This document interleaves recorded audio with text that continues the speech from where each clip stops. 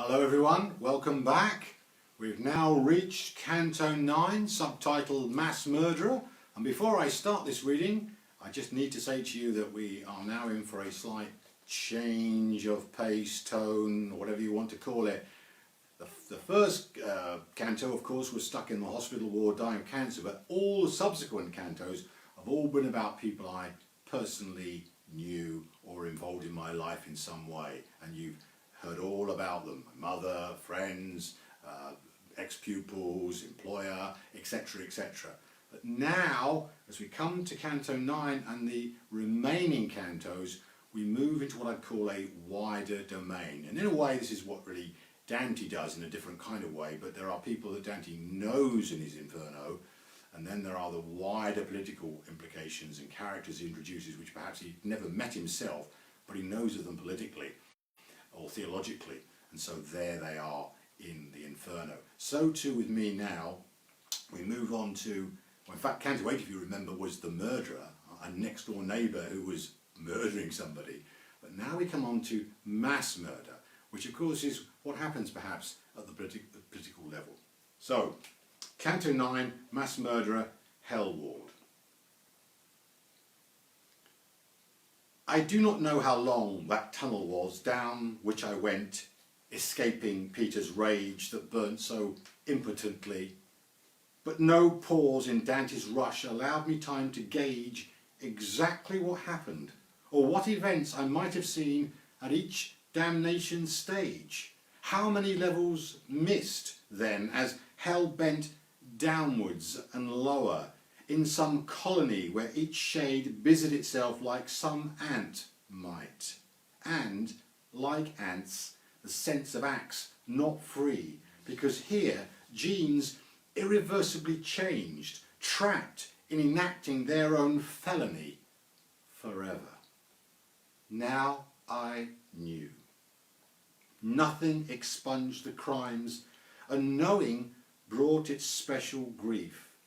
Family, friends, neighbours, all lost, arraigned before the bar of their obsessive briefs, which now they came to full possession of. Their portion part to always live in death, unleashed from flesh, then from the source of love. How wearisome indeed! I could scarce stand to think, much less to feel its dread enough, and know some punishment, some mighty hand subjected all those living to its will. And here nothing against could countermand that will that wrought enmity to all ill, that would not countenance one twist of wrong or deviation to the way of evil. Miriam sang long ago her new song, recalling how in the surging Red Sea what seemed impossible, that hand had won, and all of Pharaoh's had come not to be. With one rebuke the whole sea dried at root, through depths exposed at last to scrutiny, a people touching soil before no foot had felt. What release for it? No tons of water pressed, merely the slight weight of human noughts. Those vanishing, every son, every daughter, on canvases that time's destruction brings in whirligigs and wildernesses later. For each one, yes, against their own soul sins, as Dathan, Korah and Abiram found, like scorpions perishing from their own stings. Only, unlike such piercings was the ground, as Moses summoned the people stand back, and all the earth where Korah was, and sand around his tents, shifted to void and slack, and down they went, still living, for a while, till covered and lost in a soundless black. A moment people stood, as on a hill beside their leader, Moses, safe by him, as all the others in an instant fell to darkness. Then the dread of him on them broke out like plague. some mad infection spread, faster than light, or faster than a dream of comfort turns to nightmare, though in bed. So Israel's tribes bolted every which way, not trusting him for fear they too be dead. I saw with my own eyes those damned that day, and wondered what it presaged, and where now these wards of hell would force my sight to stray. Only beside Dante I knew would know. To him then turning, whose face I'd not seen since that high scream, his being discomposed and rattled, even though a son of heaven, and he to me so sharp in his contempt, as if the deathless life that he'd been given reversed, a fortune had, and now all spent. Who there to blame as humans do but me? Despite my pain and fear never absent, yet here some fellow feeling rose for Dante, which as immortal I'd not felt before. And so, because I felt for him such pity, with confidence I raised my eyes and saw him now, ahead of my actions, his gaze serene, secure, and focused in my core, undimmed. Indeed, some greater power blazed within him, proof, his flame steady from without, internally furious, that evil raised only the greater consequence of good, and in the suffering centre, that will laughed, for nothing turned its purpose, caused it doubt. Thus words almost seem useless here, pure chaff, but Dante knew it and knew all my heart. He was himself now, and more than enough, all loss restored, and the power of his art. Bless you, he said. Forgive that lapse I had when at that sound once more the human hurt pierced through the spirit realms with all its bad, and stirred remembrances that heaven purged when I cast off my flesh and was remade. But that will who sent me here to you urged that I protect and lead you on this way, yet doing so knew I'd feel, like you, scourged. We enter soon a ward where we must stay a while, for you to count the corpses stacked by those who wield no sword, but whose words slay in casual purposes which they have racked up numberless in superb disregard of what is good. Through them, goodness is fucked. And through them too, all truth and beauty's barred. For self-distorting mirrors mince their mind, so wholeness isn't ever grasped, but shards, and like Narcissus looking, they look blind. His captivating words held me spellbound, and curious also as to what I'd find in this new ward. I'd barely noticed ground would cover in the interim of talk, till there we were. A cavern vast, profound, arched over us, of such enormous bulk, unlike the walls before, which now seem small, rough-hewn, yet lodge for famous catafalques, of those whose own big trumpets blared it all. I saw him first, the blier, phony tone, grinning and gawping, yet serious too, cool. He thought so, sure, being Britannia's own. But something strange about his words I'd hear, yet not detect as muffled, like some phone in which reverberations interfere. The words one hears or thinks one has repeat, till what should be so isn't clear. I heard him say, maybe boast, no defeat, labour with me and 3 elections, not like this buffoon who squandered my estate. Behind him, some contorted toe, sad and squat, mouth bubbles of clichés that floated, burst instantly, liquidation their just lot. For substance, wholly absent from the first, never was there, not since 1917, when Lenin worked his magic, Russia cursed, and one whole country became one gangrene.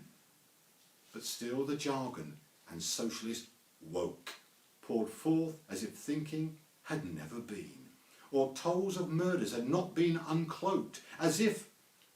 There I saw him, his blank face, his eyes fish dead. Equality, he croaked. But Blair at least had some semblance of grace. While Corbutt aped Nimrod, gibbering on, the tone welcomed us, for here was his place, temple, memorial to what he'd done. I sensed the shame he felt, Corbutt beside, as if being two diminished his one.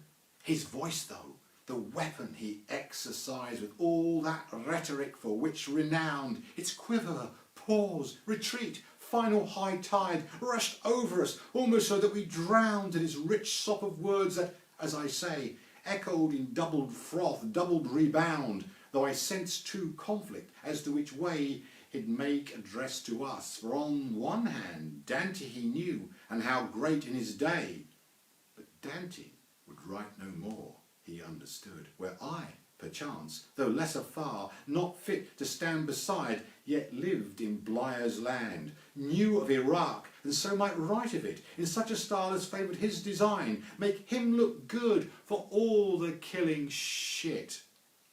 4 wars he entered, justified his crimes by arguing things were far worse otherwise. Saddam unchecked, that monster's paradigm of tyranny and all its murderous lies.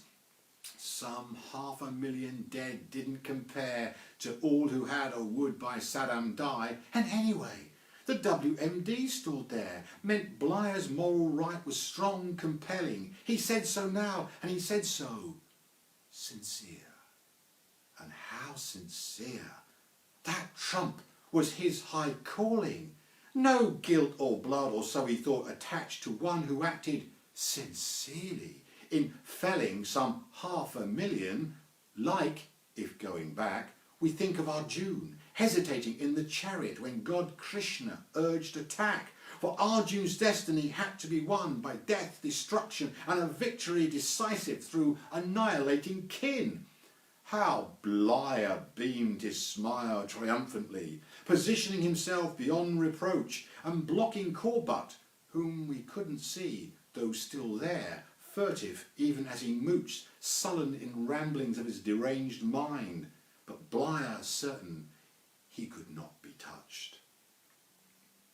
Away in the distance and far behind, I heard such screams as wonder turned to fear, and fear in turn gave way to horror's sign, at which the rivets faded as never here, for Corbutt sunk into his own foul pond, whilst Blire's smile wavered to disappear. For deep within he knew something beyond the narcissistic echoes of his views with all their self-congratulatory bland. Sincerely screeched the word so loudly through this concourse of the damned as no surprise, but shocking all the same, and to accuse purveyors of its truth, which meant its lies. There, in something like swirling black holes which Blire understood full well, his eyes reeled back into their sockets as his soul struggled to free itself from his own mind. But blackness, that bright tar, gravity's pull began to exercise its force and bind. I felt myself also carried to it, like up my back irresistible wind blew, so that I in that blackness would forfeit myself.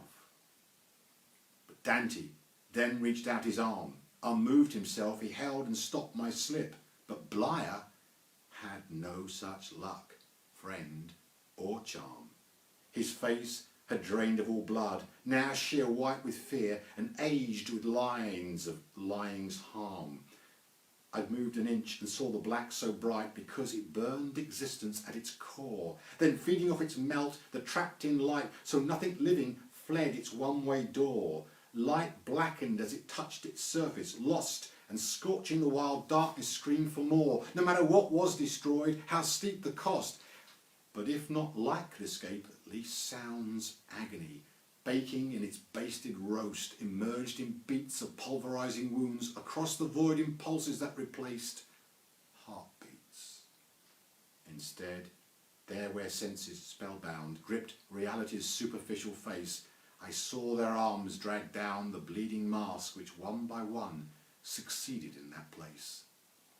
A moment only, they cried out their task, screaming sincerely, before the murdered arms retook their thin veneers, like snakeskin husks of being, and pressed down till they lost form, or almost, for some kernel yet remained, which was a given, could not be returned. And as I looked, I saw their human names. Osama bin Laden tried to cope with all the death he'd caused and all the pain.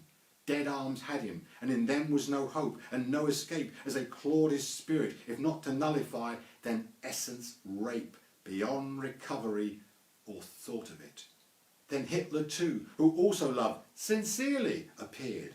Osama, having done his bit, dropped down, though raging, as if he'd unfairly been treated, as this bigger boaster now emerged, and 1,000,000 times more arms squarely moved up and grasped him, unfazed, uncowed by force, abuse, charismatic tirades. They would ensure that what he'd done, he'd know, as Blyer would, for all the deals he'd made, for all felicities spoken, enjoined, and promises, like Hitler's, all gone bad or mad. Now the worth of all he'd coined in this black furnace reached its residue, as 500,000 Iraqis' deaths he'd spawned now rose to draw him down to pay his dues. The image of his face now topped the hole into the black fire as Hitler's withdrew. Sincerely too, he screamed, as his lost soul attempted one last time to justify his actions' consequences. Rigmarole. About to tip and go again to die and never re-emerge, so that I called out, "Wait, you need to tell me, Tony. Why?" His words sincere froze then, as if it pulled beside his name spoken by one still living. Who knows, could such a one have his fate stalled? Slowly, as if to answer, broke his grieving, with which he was now wholly preoccupied. I sensed his soul and mind were locked in striving, and one sought truth, but stronger still, he lied. Repressing back to black eternal shining, his mind held down the truth which it denied. He searched for words that upheld his defining interpretation of what he'd achieved, the high and moral platforms he was running, but always image and never the deed. "Here's who I am," he said. "Suffering, you see, and to me it's pointless, for there's no need. I've always said that talking sensibly and reason's best, for which I'm optimistic. The POTUS thought me the man of destiny, shoulder to shoulder, held to all the critics, the cabinet, parliament, ignore the law, and what do people know? Fickle, they switch. My mask won't slide. I know what power's for, to fight all evil in the world, prevail." And now he raged, and would have said much more. But fighting evil in himself had failed. The arms had him. So down he shot to hell. Thank you.